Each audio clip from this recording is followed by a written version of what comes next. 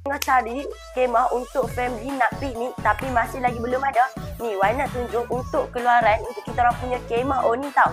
Okey, untuk kita orang punya kemah Oni ni, dia boleh masuk untuk 3 ke 4 person tau. Okey, Wai nak bagi tahu untuk kita orang punya kemah Oni ni, dia punya saiz dia adalah 215 kali 215 dan tinggi dia 140 cm tau.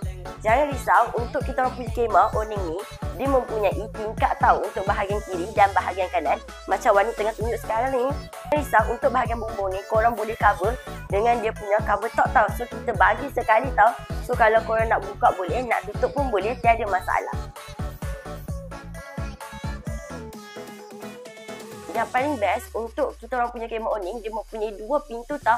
Dia ada pintu depan dan pintu belakang. Dan jangan risau, untuk bahagian dalam kemah, dia boleh sangkut kipas juga tau. So yang mana berminat untuk kita orang punya kemah Oning, korang boleh dapatkan sekarang dekat Beg Kuning tau. Bye!